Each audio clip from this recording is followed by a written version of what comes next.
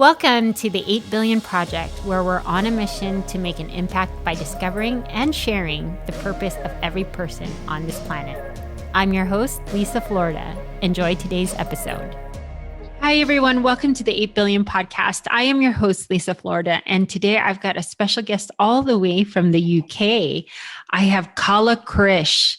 Kala is a purpose-driven entrepreneur helping women regain confidence and launch profitable online businesses around their passions. An introvert who does not shy from sharing her journey, success, and rises from the challenges. Kala has been named as one of the top 50 inspiring migrant women in the UK, and her mission is to create the next generation of impact. And I definitely know you well, Kala. Welcome to the 8 Billion Podcast. I'm so excited for this. Thank you. Thank you, Lisa. Thank you for having me. And I was so looking forward for this too. So yes, let's go. Yeah.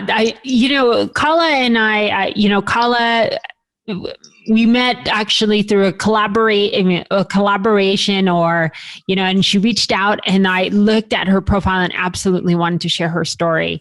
Kala, could you give the audience a little bit about what you do? And then I'll go into some questions from there. Okay. So what I do in terms of business, right? That's what you're asking in terms of business, what I do? Yeah, we'll go into business and then, you and I have had conversations offline. So I'm definitely have some more questions to ask you. Okay, so I'm a wife, I'm a mom, and I've got a fur baby who's 50 years old right now.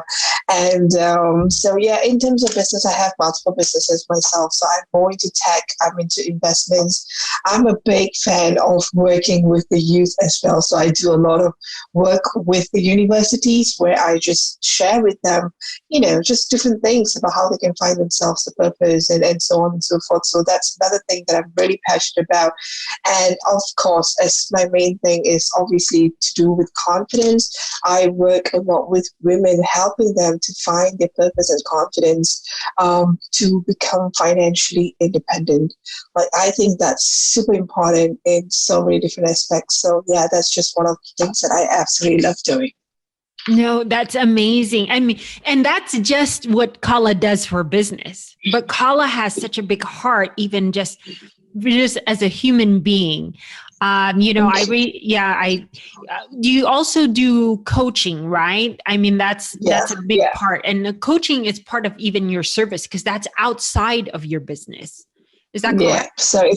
Yeah. So it's like I said, I have multiple businesses and coaching is one of it that I went into years after I started businesses, just because I had people asking me how I did what I did, and that's when the realization came is to like, okay, maybe there is a space for me to kind of teach people how I did what I did, So that's when I went into coaching. So yes, I coached so many different things, and that's been a transition in itself. I used to teach people, in fact, a lot of stuff in terms of tech, landing pages, funnels, automation, digital marketing, social media marketing. Like, it was just crazy, but I love those stuff, But now I absolutely love teaching people more of how do you start. The reason I do that is because a lot of them are the people I used to work with, let's put it that way, who are already very successful people, so they were like, what's the next step of scale? But then I realized there was always this group of people who were stuck in a space where they wanted more, but they just didn't know how, or they didn't have the money for resources, or just so many things. There was gaps. So obviously, in terms of coaching, I do have my high-end programs, which I've said to you, Lisa, which is fully booked out until 2022, which is I'm so blessed for, but yeah, so I do, I have set up a membership program, which is just at such a crazy price. But yeah, that's really for a space where I want to educate and teach women, especially why it's so important to know that you have to be financially independent. Yeah. And it doesn't matter who your father is, doesn't matter who your husband is, it doesn't matter who anyone is. It's a question really is, for me, is who are you? Mm-hmm. And I think that women need to understand that, because confidence is not just about, I'm super confident, my father's wealthy and my husband is wealthy. No, there's a different there's a different aura, a different vibe when you are super holistic in everything abundantly, and I think women need to understand that. So so I help women basically find their purpose, and teach them to really go find and create their own impact in their own small way to other people. And in with that, what happens is it's a ripple effect, where you start impacting the next generation. And again, I do this because I saw my own daughter be impacted by what I do. And that was an eye-opener for me. Like I used to kind of think like, okay, like I'm in business and so I'm just going off doing my own thing. And I never really thought that my daughter is actually watching every single thing that I do. And today she's 18 years old, and it amazes me, honestly, that her thinking skills are so entrepreneurial. It doesn't matter whether she wants to become an entrepreneur or not. It's the mindset. The positivity. And in fact, the other day, I just shared this quickly. She had her leavers party. So they were all out with a night out. And this girl who's in her year group, who she doesn't really talk to, came up to her, gave her a big hug, and then shouted from across the room saying, Devashni, I just want you to know that every time I look at your Instagram stories, I don't know how you can be so positive. Like, you are always so positive. When she came back at night and she shared this with me, and of course she shared all the stuff the kids do, teenagers, right? But when she shared this, that really touched my heart, because now I know no matter how far she goes in life, that's the baseline. Positivity, knowing that things are going to be okay, that you can be better, that you have good things to work for, and wanting more, dreaming big, and all that good stuff, So it's about impacting women to find themselves, be financially independent, so that they can then create the next generation impact starting from their homes.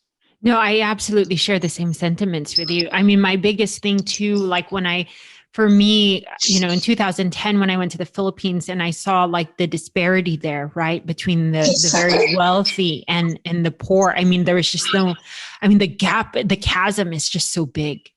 So, and then on top of that, there, and what we've seen, especially in the generations, like especially my generation, and I know you're just probably one generation below me, Kala. You're such a young, you're such an old soul with so much experience, but you're still such a young lady, gonna make a huge impact in this world. I think we all are so. We're gonna do this together, Kala. All of us women, we're exactly. And there's an uprising of women who are just saying, like, stand in your power. It's not about like, standing up against the male gender. It has nothing to do with that. Standing in your power. It's absolutely saying that whatever, like, in the past generations where like men did have, earn more income, it's to say it's equal. We deserve just the same right. You know what I mean? Because I do find that in a lot of, either, like whether it's cultural or like just even globally, there are a lot of women that feel like they're just dependent on their husbands, and they can't, like if they ever wanted to go out and do something for themselves, they couldn't, you know what I mean? Or they feel that they can't, although that, that their ability is there. So I think that's really great, especially with what you're doing. Thank you. This is amazing. And then another thing, like you said, you absolutely love, I've seen, we've had conversations even offline, and my thing is like, when you come across people that either want to be coached, like what you're saying is either they have a block, whether it's a mental block, or like, what do you call this? Like a financial block. Are you able, with your clients, do you like dive deep into the history, or do you kind of intuitively know kind of what's stopping them when you meet with them? Yeah, I think just being in this space and having kind of been surrounded by just so amazing souls, I think it's just so intuitive right now. It's intuitive, yeah. Yeah, it is, when somebody says something, I just call it bullshit. That just that, like I'm just one of those people. I think, Liza, is whether you like me or you don't, because I'm not the person who likes to sugarcoat stuff. So sometimes, like, I think if you just go to my Facebook page, you can actually see reviews from my clients. Some of them would have said, Kala is pretty straightforward. Kala can be harsh, but she loves from the heart, You know what I mean? But that's the truth of the reality. Like, I'll tell you, when I started my journey in business, my mentors, like, honestly, they are brutal, like maximum brutal. Like, they would just fling like stuff across the table and tell me that's a whole lot of shit. Go back and redo it. You know, I've gone through all of that, and today they are like some of my best friends. Like, honestly, because not every criticism is bad. You kind of need to know where it's coming from, you know? Exactly. So exactly. And so if let's say, for example, if you are a mom and you say to me, do you know what, Kala? And actually, I had this conversation with Forbes Riley. I don't know whether you know her. Forbes Riley is an American actress, and she's an infomercial. She does infomercials too. So she's a celebrity. So I actually had the honor of co-writing a book with her. So I was one of the authors in the book. But so when I had this conversation with her, we were talking about mom. This topic came about, and the topic is really, so if you are a mom and you say to me that I've got 2 kids, I've got a toddler, and I have got no time to go work on my business. All right. Now, to me, that's bullshit. Absolutely bullshit. Because let me just, to me, I look at it as toddler sleep. You just lack prioritization. You cannot prioritize. You don't have a system. You're all over the place. Mm-hmm. You know, I get it. Having kids is not easy. I get that. We all get that. But the truth is, if you want something, you got to make time, and you got to find time. Yeah. If you keep telling yourself that, you know, I don't have time, then I can just tell you, okay, great. That's all right. I cannot add in extra time for anyone, right? I can only tell you what you could do, like when your kids are sleeping, or maybe involve them, shoot a video with them while they're drinking milk or something. You know, we have all had children before and we survived it. You know, or if you need extra help, you need to find. Always, I think, as entrepreneurs, if somebody wants to become an entrepreneur, I think the answer is really be solution focused. If you Absolutely. keep repeating the problem or the challenge, which is no time, no money, no support, and all that stuff, I get it. It's real. It's real. All that is real. But if we keep, you know what I mean? If we keep repeating it, and we keep focusing on it, Exactly. then that's all there is to it. You know, what exactly is going to happen? And I'm just going to piggyback on that, because it truly is. I mean, it was so hard, like for me and myself, and it was a belief system. And everyone says, it's your belief system. But I was like, how do I believe? I so believe, you know, but I mean, like there was a lot of layers of work that you have to do to get down to the core. And that's what I keep saying, you know, like the journey, I understand it's not easy. You know why? Because you don't want to look inside and then peel off the layers. But once you peel off those layers and really get to the true core of like really what's stopping you, it could be childhood trauma. It could be, you know what I mean? An event or something that had happened in your life that actually creates this block that makes you believe you can't. If you don't take the time, seriously, you cannot get to your dreams, because the head and the heart have to be aligned. And that's where the magic happens. I think you and I both know that, because we're both empaths and intuitive. Kala, I didn't even know I was an empath until even in the more recent years. Exactly. I was carrying everyone's emotions, thinking they were mine, and I was feeling shit. I'm sorry, I don't want to cuss, but I was feeling so crappy. And until I just started doing the inner work, did I start to realize I had such a depth of emotion, even though sometimes what I say is, they say it's a little bit harsh because I am a Sag, but I just tell it like it is. And it comes from a place of love. It really does. Because you wouldn't be so passionate about talking to someone if you didn't care about them. And exactly, right? Like, why would you? And I think this is, again, self-awareness, you know, just going to, again, right back on what you said, but we kind of go back and peel the layers. There's something that a lot of people do. They peel the layers, Liza, but I think what happens is then they go back into a cycle of self-pity. Yes. Instead of peeling the layers and trying to resolve it, they actually peel the layers and they go back into a cycle of self-pity. Like, oh, I actually peeled the layer. Now I remembered this, and this is what happened to me. Like, I'm so pitiful. Like, people need to understand the reason why you're doing the inner work is to actually come out of it, not to sit there and get obsessed over what's happened. You know, we cannot go back and rewrite what's happened in the past, but we could at some point rewrite the next page. You know, so I think people need need to focus on that. And again, it's just like listening to podcasts or watching videos. I always say this: what is the point of listening to somebody else's success story? At the end of the day, it is their success story, not yours. Yeah. Right? You listen to someone because you want to listen and implement. What are you doing after you listen?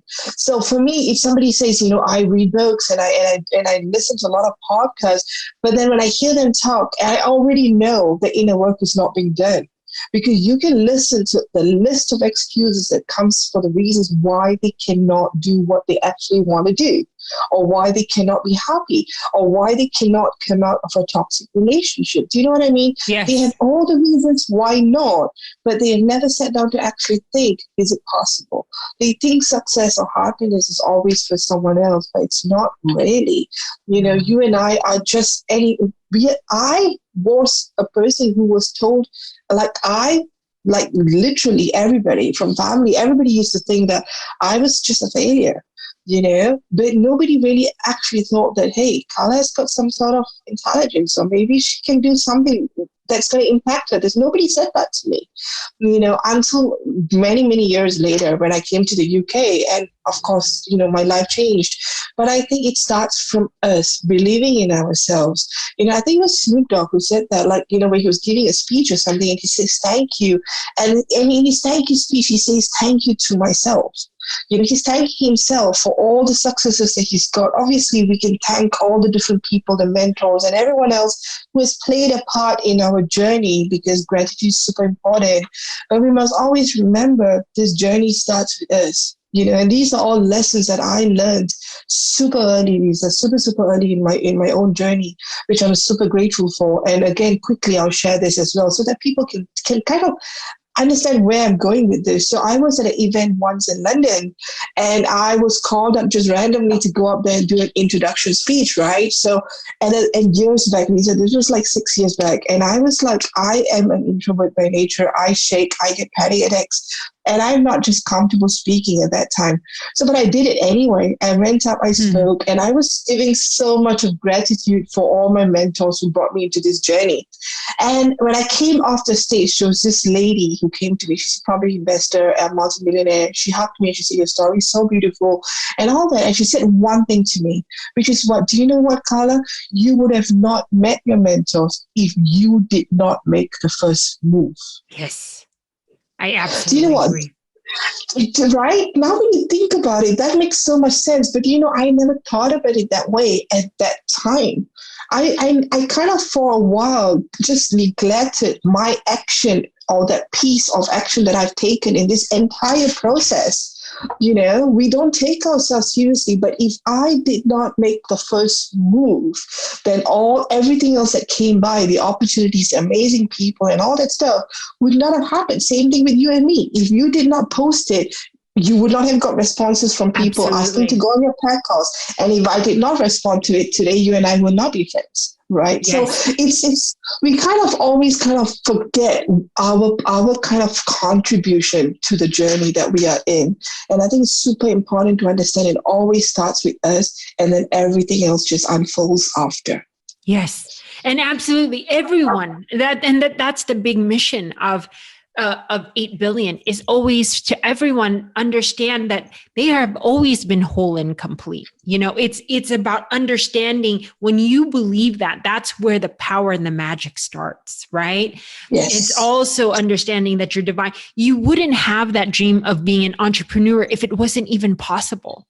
Those are the things that you look back and you're absolutely right about action. I even just posted just this week on Instagram, and I posted, it was actually a video clip of my very first live stream. And I said, this is the very moment my life changed forever. And I said, I wanted to chicken out.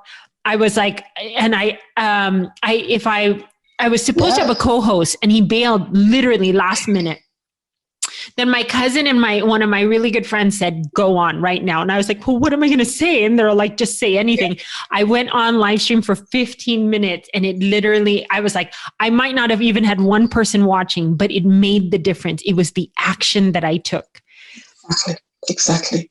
And then I said, within 4 months, I had done how many live streams? And then I transitioned to 8 billion podcasts.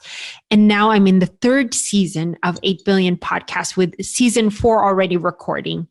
And I was I'm proud of you. I'm just like, that's what I'm saying. I'm saying if I have the ability to do it, and I was 42 at the time, I was like, God, who live streams at 42? You know what I mean? There are a bunch of 20-year-olds, who's going to watch me?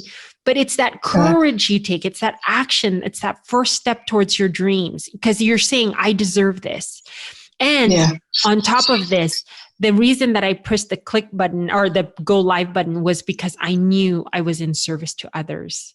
That was another thing. When you know that your heart says you're in service to others, it will allow you to have the courage to do so many things that are so different from the perspective of just, a self, Exactly. Yeah.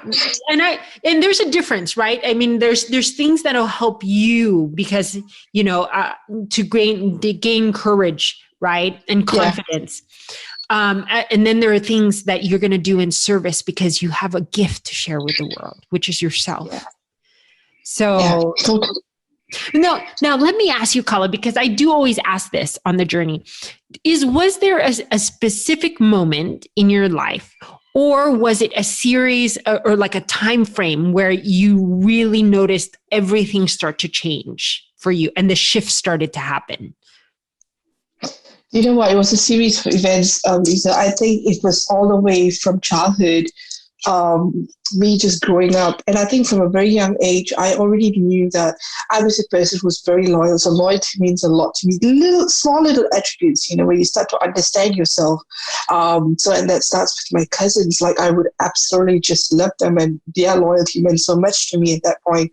And then just love in itself. Like, I love love. So I absolutely just love, people just being happy and then chatting and having fun. And even if it's 3 a.m. or 5 a.m. in the morning, it doesn't matter. I'm always up for just chills and just hanging out and just laughing and just talking really crap. Sometimes things don't even need to make sense, So, so I started discovering myself, but then I was also in a very toxic environment, Lisa, where, I wouldn't say abusive, how would I put it? I just think all of our experiences are just experiences. I don't know. For me, I just don't like to use the word trauma because it's all experiences of our life, and I think people probably had it worse than me.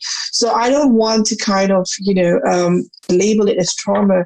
But for me, that was just not the best part of my life, just growing up, because I came from a very academic family, and therefore expectations that were set upon me as the oldest granddaughter was huge. I was always compared to, I would be beaten up if I didn't do what my parents wanted me to do. And it was just absolutely just not nice as a child, and so just being compared, and just when other cousins are doing better and why are you so dumb, or why are you being such a failure, and this and that, like over the years, you start to become the person who tells yourself, maybe I'm really not good at anything. And that is a reason why I think to my 30s, I never really kind of knew who I was as a person, All I knew was just one thing, Liza, actually just one thing. Do you know what that was? That was really just me and my non-negotiable. I wanted to be an amazing wife and an amazing mom. That's all. Like till today, if I could just give up, if I would just give up all my businesses if I had to come to that point. And that's just that one thing, being a wife and being a mom, like that's my happy space. That's my non-negotiables. And so I got married very, very young at 21 years old. So I started dating at 17, got married at 21, and then I had my daughter when I was early 22, almost 23. And then the rest is history, really. And so I was a stay-home mom, just looking after my daughter. My husband was the only one working. He was in the Navy. Things were not exactly amazing in terms of financially, because obviously we had a home, and we had a lot of financial commitments, and we had no support whatsoever. But I think that was a non-negotiable, to be 100% present for my daughter. And then when she started growing up and she became 9 years old, I started to see the toxicity actually sip into her, where she started getting compared. Like, I would have family members call me up and say, how did she do in a preschool test? This person's daughter did this. I was like, are you kidding me? She's only 9 years old. Do you know what I mean? And even if she's 20 years old, there's no need there's no need to compare. I don't care, And so I started to have those kind of conversations with family members, which I absolutely hated. And so therefore I would not give her the phone, because then they would start to ask her, and then she will have the need to answer those questions. And I hated that. I absolutely hated it. And I think everything just fell in place, Liza, because at that time I was already doing my degree, and then I was on my third year, and I had an offer. And they said, do you want to go and do your final year degree overseas? So I had a talk with my husband, and he was like, okay, let's go. He quit his job. We sold our home because obviously we needed money to go and pay for the education. So the only way we could find money was our asset, which was our only home. We sold it, he quit his job, and we decided we're going to go. It took us 6 months from the time we made the decision to really get into the UK. And at that time, everybody was saying, this is the most dumbest thing ever. Because everybody was like, nobody there. Now he's given up his stable job. You've given up the only shelter you have, which is your home. You are literally going to a place where you know nothing about, with both of you, no income, with a 9-year-old kid. And I also flew my dog at that time, where he was like, I think 9 years old or something as well, I think. However long age. I flew him over as well. I couldn't leave him behind. Do you know what I mean? So I flew him over, and everybody thought I was crazy. Like, why would you fly a dog over? Because that cost us several thousands to do that, But I wouldn't leave my daughter behind. So why would I leave my dog behind? That's our thought. So all of us went, baggage and all, family and all. And in my head was like, what's the worst thing that could happen? All of us are together. We're either going to write it out, or we're going to go back with nothing. And maybe 6 years later, we just get another home. We stay in rental homes. Like, what is the worst thing ever? Like, that's the question me and my husband were talking. Like, that's the only conversation we had. Like, okay, we're going to go. What's the worst thing that can happen, right? We run out of funds now. We can't find a job. We have no other way to do anything. And I didn't know I was going to become an entrepreneur. I didn't even know what an entrepreneur means. So I just ran there to the UK thinking that I'm going to do my studies and probably find a job or something. I didn't even know I was going to go into business. So we went, and I think also very important, when you make decisions, you need to understand that you need to take ownership of your decisions, because things can go really south and things can go your way too. Either way. And whatever happens, you need to have a contingency plan. So if something goes wrong, I would have obviously had some reserves. I wouldn't have wiped every single penny out and then asking parents for help. Do you know what I mean? I would have made sure that so I would have made sure that I had, small amount of money to fly us all back to Singapore, and if needed be, stay in rental and then find a job and then build ourselves back again. What's the big deal? But if things go well, and then it just, that's what it is. It's just what's next kind of stuff. So when I was in my third year uni, like I said, I was at a lecture, and I was attending this entrepreneurship talk where they were telling us about this uni where they have this department where they do and work with entrepreneurs and all that stuff. So I one day walked in and I said, what do you guys actually do? I have no idea, but I thought it was cool. I listened to your talk and I just came to just check you out. So they connected me to this mentor, long story short, and I said, tell me what I need to do. All I want to do is to make money.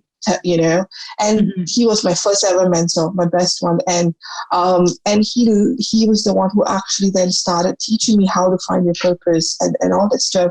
And in my final year, I won the Best Entrepreneur Student Award. That was a turning point, Liza. That was the turning point in 1 year. That was the turning point in my life where I actually came to a realization, hey, do you know what? There are people who actually think you're amazing. People actually think you can do stuff, and then to really the icing on the cake came when I was scaling my business. It was doing well. Within 6 months, I raised my 6 figures investment to open my second shop. Within 6 months in business, Liza.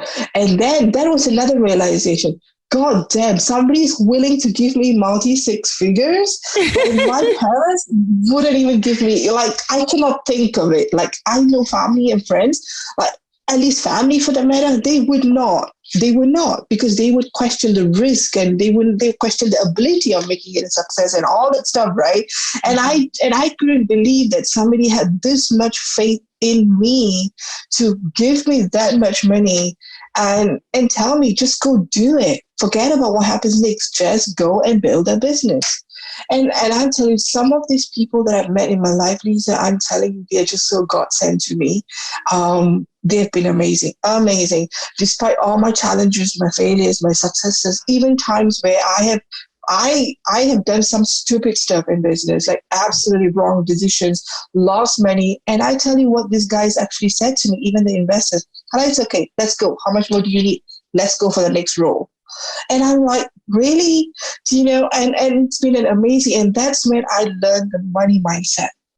It's not about worrying what you've lost. It's not about the scarcity. There's just too much money for all of us to enjoy and share. Yes. And do you know what I mean? And people just taught me that. They taught me the abundance of love. They taught me the abundance of giving. They taught me the abundance of just knowing there is money unlimited for you. You just got to believe that you can. And just find the right people. That's it. Oh my gosh, Kala, I was just like, I don't know if you're like just another God-given soul to me. I feel the same way.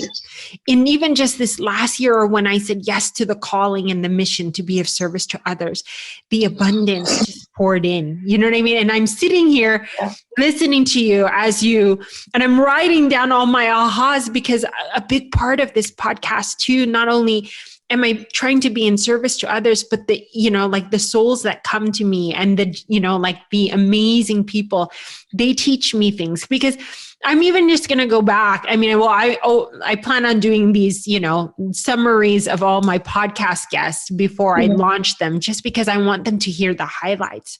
But for me though, Kala, with the upbringing that you had, and I know that it was painful, right? Just because of what you were saying that you were subjected to, for me, the big aha moments that I was hearing you say too was just like, you knew love was the basis of a lot of things. And what you therefore did was create that in your own family unit, and made sure you created healthy boundaries so that you could give them, whether it was your children, your dog, your husband, wings to fly. And when you say it was all about family, it just reminded me everything too, because I lost my mom to cancer in 2018. And it was just like, if we looked at all we had was love, that's all we had. Yeah. I mean, every physician was telling my mom, why don't you go into hospice care? Why don't you do all this kind of stuff? And and I really believe that she lived so much longer only because it was what we had to give each other. And then from there, that's what you're saying, is the abundance starts to shift, because it's an energy shift within you. And that's what I'm saying. I know conceptually, a lot of people don't understand that money is energy, but it is. Yeah. And when it rains, it really does pour, because it does seem like once you hit that award, the abundance, it was just like almost like a windfall, and it didn't stop because you were in flow with the universe. Exactly. I think it's, if you know it, you know it, people just don't get it. They think it's magic, or they think that we are privileged. No, I think a lot of us and a lot of people I know are really like from the rock bottom. I think all of us have a past. Everybody has got a past. Everybody has got a healing process. And the difference really is, do you come out from the other side of the rainbow, or do you still stay in the dark? And at the end of the day, the decision is yours. I think for me, the love was just more important than the pain. Mm-hmm. I think that's how I look at it, and people ask me this question often. Actually, even families ask me, do you actually forgive? Have you forgotten it? My answer really is, I forgive and sure, but I've never forgotten it. because I think that is a story that I want to tell. It's taken me many years to actually share, like in my other podcasts where, things just come out and I just share with no filters. And the reason why I'm able to do that today is also just from my own healing process. Previously I would not be able to share a lot of stuff because I would end up crying. And then I realized that it's not the crying that mattered, but it's just because I didn't heal. And I was just so ashamed of my own past. When people actually see this person, people today who see me, oh, Kala is this, Kala is that, Kala is that, when they actually see that, oh, she's had this as well. I always thought that was just a not nice part of my life, which I don't really talk about. But then over the years now, I've come to realize that, hey, do you know what? People actually can learn from this too. How did I move away? People once said to me, Liza, you didn't have to run away from your country. You should have stayed there to face up to whoever you thought was being toxic. And my answer straight up is, you know what? That was not your decision to make at all. Absolutely. Do you know what I mean? It's in your eyes, you look at it as running away. In my eyes, I look at it as creating my own memories with my own family. Absolutely.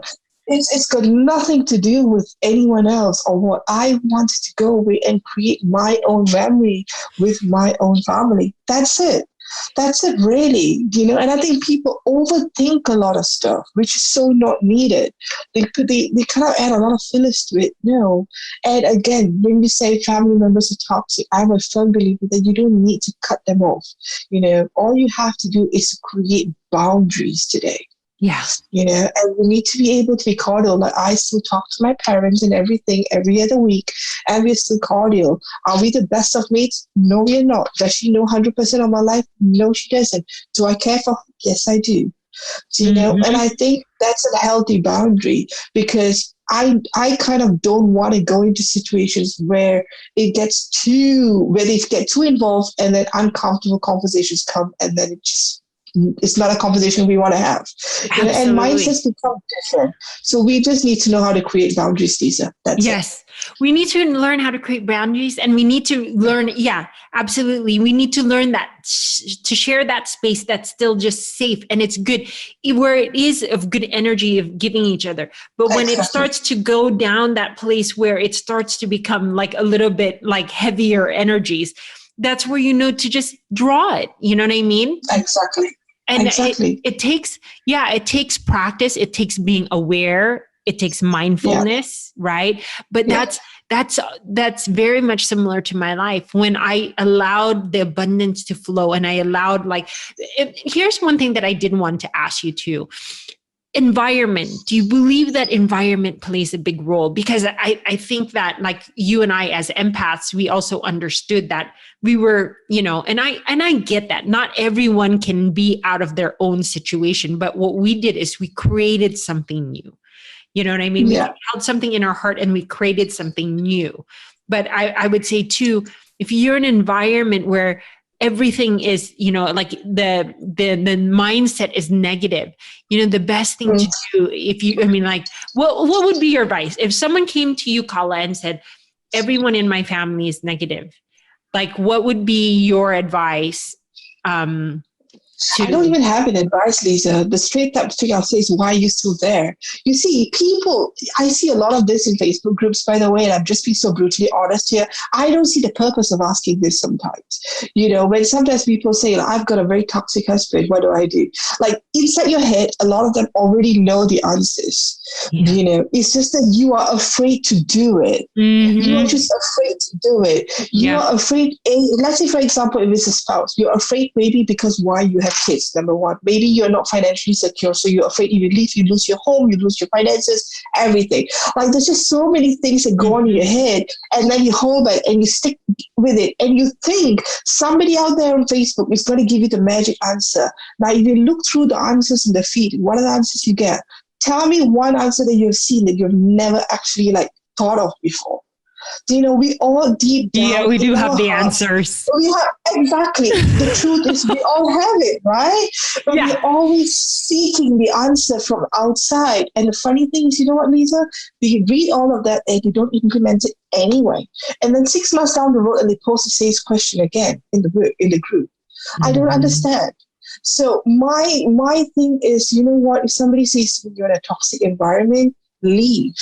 If you're not, and I'll give you this example. So I used to have this employee who basically comes from an environment that's toxic. So she's a very, very young girl, amazing, sweet, talented girl, but she's got a lot of mental health issues, basically stemming from her environment or family. Okay, so she's gone to uni, she stayed in hostel, she absolutely enjoyed it. But then now after uni, she's come back and she's not able to stay at home, like leave the house because she's not financially stable. And we were having this conversation one day, and she said to me, I truly want to leave home one day. And I was like, okay, so what are you doing for that? Let's talk about that, because a lot of them say, I want to leave home. I want to leave this toxic environment. Great. The question is when? And the question is, what are you actually doing to get yourself out of there? So if you have family members who are toxic, if it's people you don't live with, that's better. Just don't have those conversations. Don't have those calls, set boundaries. If you live with them, then it's time for you to move out if that's what it takes. And I think we have to start normalizing that it's okay to set boundaries, even if it's your mom or your dad or your spouse or whatever, because I think just toxicity is just not good for anything at all. And I don't believe even anyone, partner, spouses, whatever, right? I don't see how you can be in a relationship with toxic people. I just don't get it. I really don't. And so for me, my advice is what I would do. See, I don't overanalyze things, Liza. I'm not this strategic person who starts mapping things out in my head. You know what I mean? I feel right. It's clear cut and dry with you, Kala. Yeah. You know what I mean? They have a lot of scripted stuff and stuff. Like, no, for me, it's like, okay, this happens, this is what I'm doing. This happens, this is what I'm doing. Like, I already know it. Now the question I really have is, do I have the guts to do it or not? Yeah. That's it. That's exactly it. That's very true. Because that when, in the past, as I was learning to draw boundaries, I was scared. That was the basis. So I was aware. What was I scared of? Okay, I'm gonna lose the person, but it was already toxic anyways. You know what I'm saying? Exactly. That's what I'm saying. If you just give the time to yourself to think about it, do you truly deserve that? Do you deserve to be treated that way? You know what I mean? Yeah. It's not like it becomes bad when that person shares their toxicity and now you're sharing it and projecting it around the world. Exactly. All you have to do is be aware of it, draw that boundary, know you deserve better, and step into your power. There's nothing, you'd be amazed at what happens when you step against the fear, because the answer is just on the other side. Exactly. That's beautiful what you just said. I have met so many women who has been in toxic relationships and tell me, I'm very afraid to lose that person because I love them. I don't get it. If you are hurt, you are upset, you're sad, how does it work with love? I just don't get it. To me, that's just so mixed up. Like, when there's love, there's no space for hate or unhappiness. That's how I see it. I just don't see the toxicity when there's love there. It's either love or it's toxic. It's either or. You can't have a mix of both. And then I can't leave the person stems from there. And I'm like, that's because you are afraid of being lonely. Forget about the person. If right now I can give you somebody who is the perfect person for you and you are guaranteed happiness, would you take it up or not? So it's really a question of asking yourself, is it this person you're actually holding on to because you truly love the person, or is it because you're just lonely, or you're afraid that you can't find someone else, or this I think there's always an underlying reason. I just don't understand how somebody can stick to a toxic relationship and tell me that's love. I don't think so. And they just haven't figured out what love is. Then that's the only thing, really. I do want to piggyback on that really quick though, Kala. For me, I thought it was loneliness, but I was, for me, and it took a while to comprehend this, but it took takes painful relationships to understand this. What it was for me was I had that fear, like I'm going to be alone, or, I was looking for love on the exterior. What I needed to find was love inside myself, because when I found love within inside myself, I respected myself to say, I don't deserve to be treated this way. And from there, the energy shifts because Exactly. yeah, it might be scary the first few days, but you'll find an exhilaration because the universe and God and source will support you, especially when your intentions come from such a good place. And then before you know it, everyone else that surrounds you is exactly you mirroring back to you what you have inside for yourself. Yeah, truly, truly, truly. Even people, I just think if people have more courage to actually go out there and just see what's on the other side, they'll be really surprised at what awaits them. Mm-hmm. It is just a lot of people have all these pictures in their head that they make up stories, and it makes it look so terrifying, but actually it's not. It really isn't. I think we have gone through so much and we're still standing. We haven't died halfway. So what could be worse right now? Do you know what I mean? If you're missing the person and you're lonely for 1 month, 1 year, like, are we going to die because of that? I don't know. Really? Like, go out there, hang out, go meet new people, go do new stuff. There's so many people on Facebook. Go out, get to know them. Go on Zoom calls, go out and meet them. There's just so many different things you could do to just go and attract new people. And what you said is so true. The minute you heal from the inside and you understand love from the inside, you attract a different group of people. Yeah. And you also learn to understand, you don't settle and you don't tolerate. You learn to say no. You learn to move away. And again, that's just been my own journey, Liza. It's not that I knew all of this from day one. These are things I've learned in my own journey, how to say no, how to move away, and how to, and sometimes it's hard because I don't really like saying no, but I've realized that saying that no is super important for my own mental health, because I'm, like we talked about, being an empath, and I cannot be in an environment where people are draining energies for too long. I will get zapped out, like totally zapped out, and that can really knock me out for a couple of days. Like, I literally hate me that too. feeling. Exactly. Me too. Yeah, so if ever I'm in that situation for a whole week, rather, I will not, I just don't function normally anymore. I feel so zapped out, so drained, like as if somebody's just vacuuming me out. So it's about then understanding. So now I actually don't put myself in those situations anymore. I have zero conversations which are toxic and unnecessary. I just don't indulge in anything which I think is a total waste of time. Really, I just don't. It's an absolute waste of time, because I would rather be Netflixing and watching a movie with my daughter and my family, rather than having that meaningless conversation or being at a place where it's just nothing but toxic. So it's just understanding yourself enough to say no and loving yourself enough. No, this has been an amazing conversation. I feel like I've just been so blessed by God, source, universe, for having these amazing souls, including you. I mean, I don't know if you saw it, Kala. I was tearing up sometimes because I could feel it, like the inspiring stories, the depth of the pain. Especially both of us being empaths. And you're absolutely right.